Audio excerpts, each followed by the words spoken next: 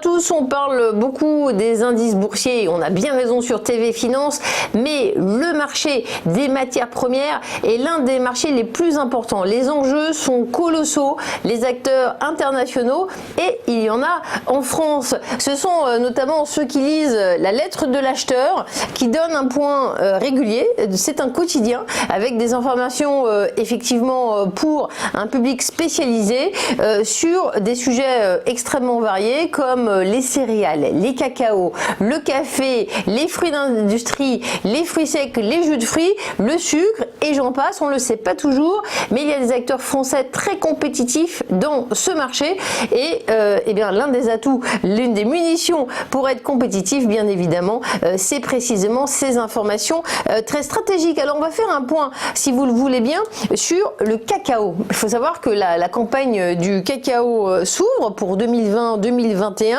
avec de bons prix.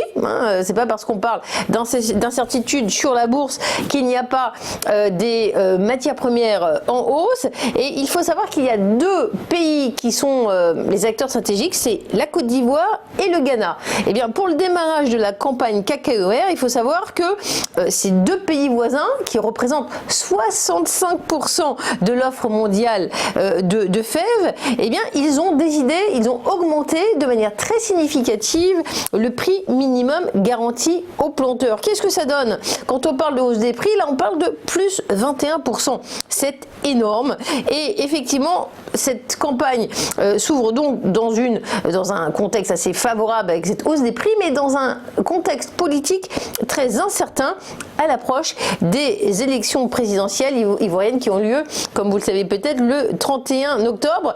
Cette incertitude politique a fait grimper le cours du cacao en fait à Londres à son plus haut depuis 6 mois. Il y a peut-être des opportunités à faire pour les investisseurs. Alors parlons un petit peu de la campagne, on parle quand même de fèves, eh bien elle s'annonce belle en volume, ce serait apparemment relativement proche du niveau de l'année dernière, selon les 4 principaux traders qui sont interrogés par Reuters et évoqués dans la lettre de l'acheteur, les volumes seront en légère baisse en Côte d'Ivoire de quelques 600 000 tonnes et effectivement sur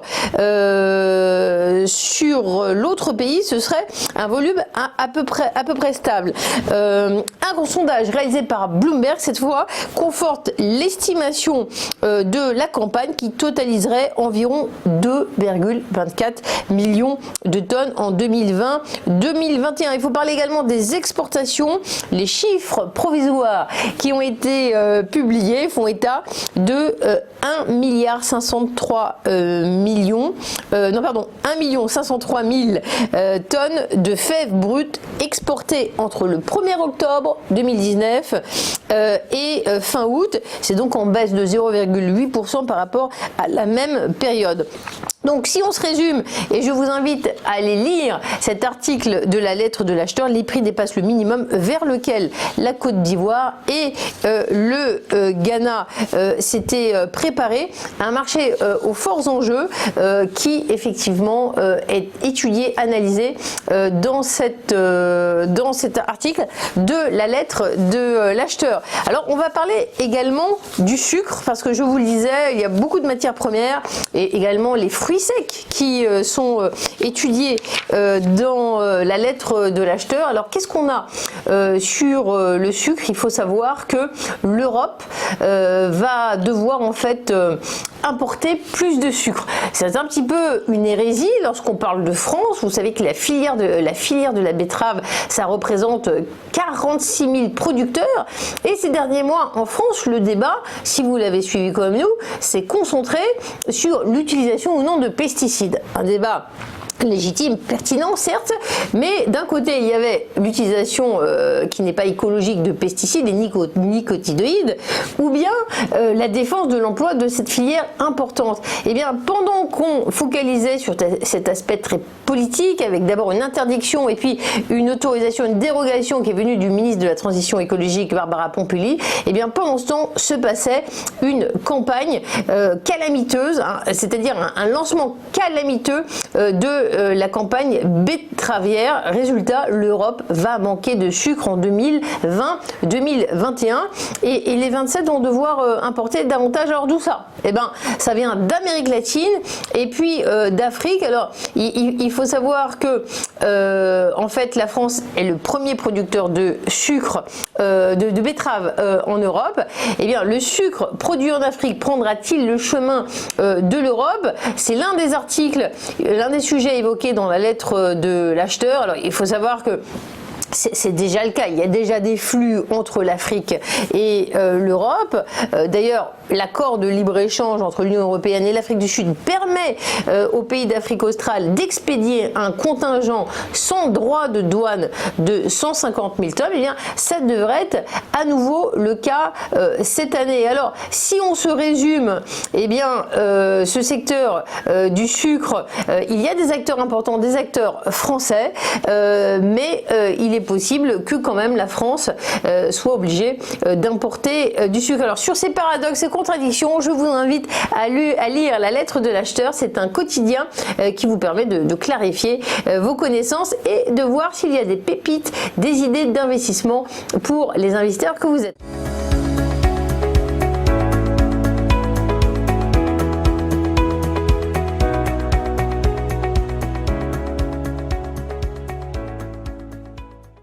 Bonjour à tous, c'est un marché un petit peu méconnu, à tort, car si l'on parle du marché des fruits secs, eh bien, vous allez voir que ça fait partie en vérité de notre quotidien. Nous sommes avec Bruno Giraud, le président de Cap Industrie, l'un des principaux acteurs du marché des fruits secs. Il est producteur, transformateur, importateur et depuis peu le président du syndicat des fruits secs, monsieur Bruno Giraud. Bonjour et félicitations pour votre élection. Alors, parlez-nous de ce marché parce que on en parle très peu, hein, des noix de cajou, des noix, des pistaches, comme je le disais, ça fait partie de notre quotidien et pourtant c'est un marché en très forte croissance. Quel est l'état des lieux? Quel niveau de croissance en ce moment? Écoutez, le marché des fruits secs est effectivement en très forte croissance en Europe et à travers le monde. On a des productions qui sont dans les pays d'origine et les pays producteurs en forte croissance également, avec des énormes investissements dans les pays producteurs, car la demande mondiale n'a fait que croître depuis 20 ans. Il ne faut pas oublier l'élément principal du marché des fruits secs, c'est que nous sommes sur des produits naturels. Et aujourd'hui, il y a un retournement particulièrement dans l'hémisphère nord, où les consommateurs aujourd'hui vont rechercher le produit naturel et savoir ce qu'ils vont mettre dans leur assiette ou dans leur préparation culinaire. Donc, l'Europe est leader sur la consommation et ses nouvelles croissances, les États-Unis également, bien entendu, mais aussi, n'oublions pas, l'Asie du Sud-Est, particulièrement la Chine, qui est le leader dans la consommation mondiale du fruit sec.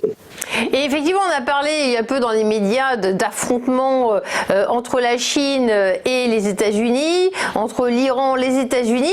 Ça a des répercussions sur ce marché des fruits secs qui est finalement assez géopolitique, hein.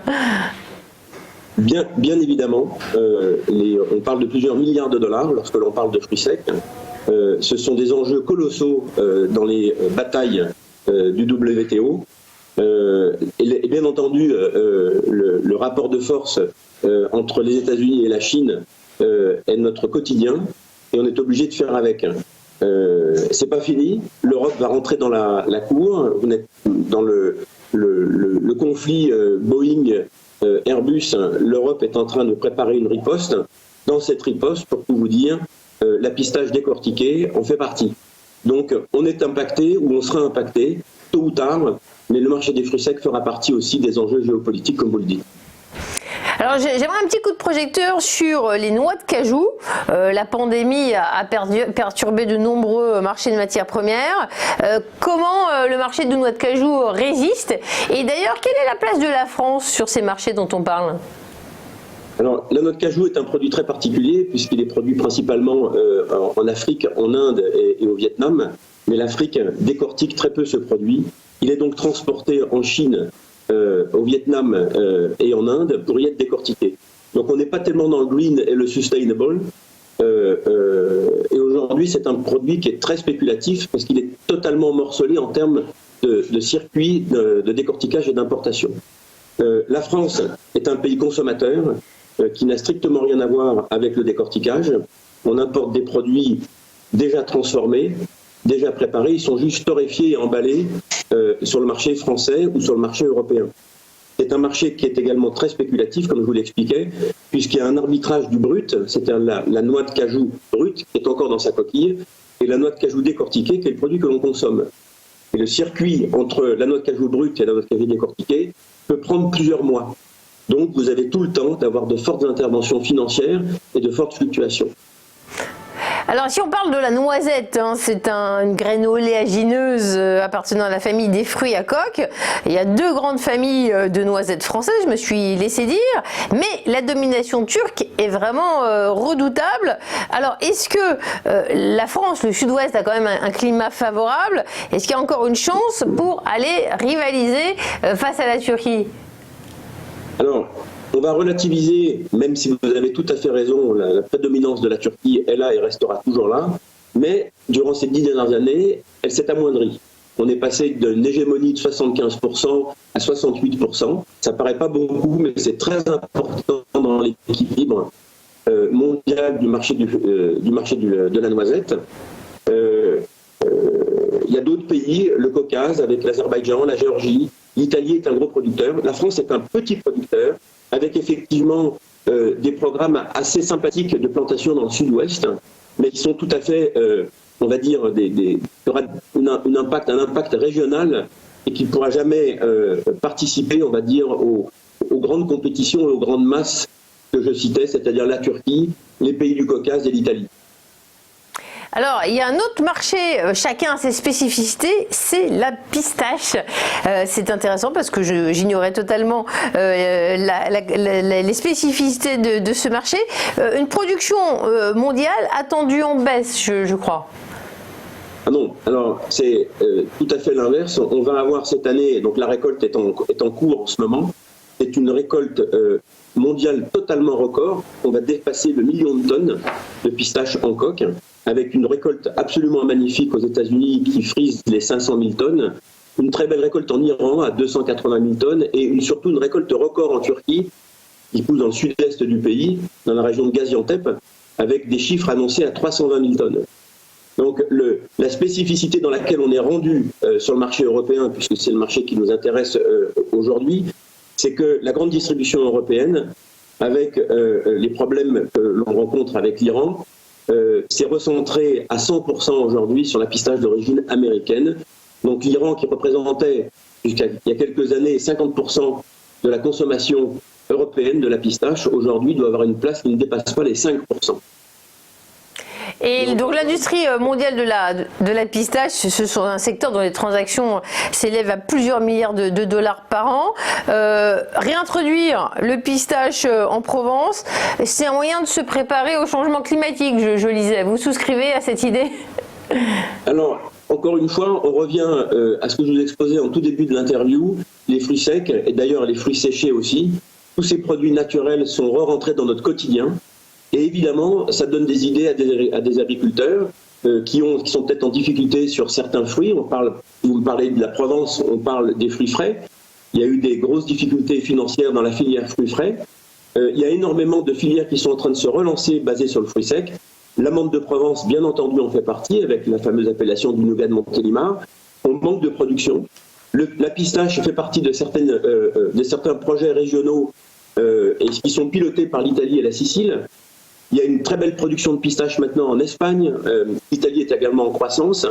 Donc on a de l'amande, on a de la noisette, on a une très belle production de noix aussi qui est en croissance en France, dans le sud-ouest et sur Grenoble.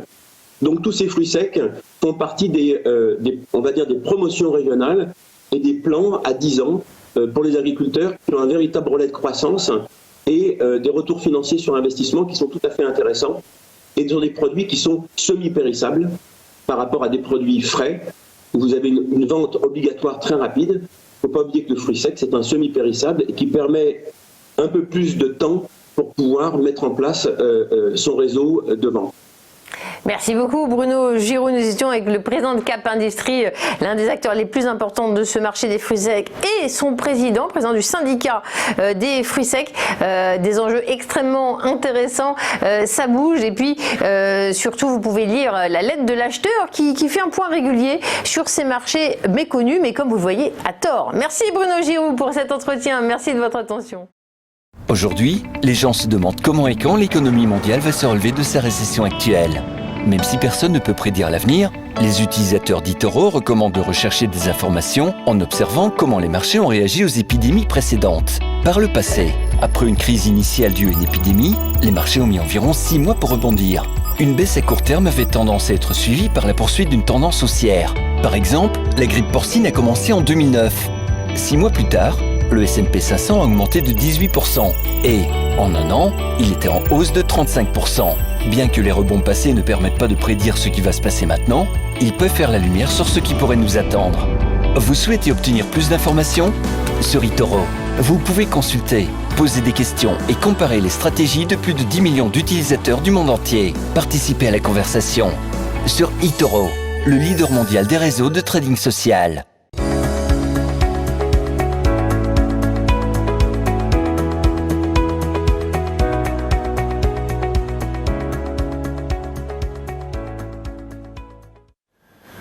C'est l'heure de faire un coup de projecteur sur la commodity du jour. On va parler d'une dorée en particulier, sur ces matières premières qui sont analysées de manière extrêmement précise et profondeur dans la lettre de l'acheteur. La lettre de l'acheteur, c'est la revue de presse des matières premières pour l'industrie agroalimentaire, et cette séquence est coproduite, enfin plus précisément elle est faite en partenariat avec Vue d'ailleurs. On retrouve tout de suite Mathieu Driol, il est analyste technique chez Day by Day, et j'aimerais qu'on fasse un petit focus, si vous le voulez bien, sur le tourteau de soja, un marché dont j'ignore tout, je l'avoue bien volontiers. Quelle est l'évolution, Mathieu Driol, du tourteau de soja ? Alors en fait, donc sur ce graphique de moyen terme, là les premières données sur le graphique datent de fin août, début septembre 2012.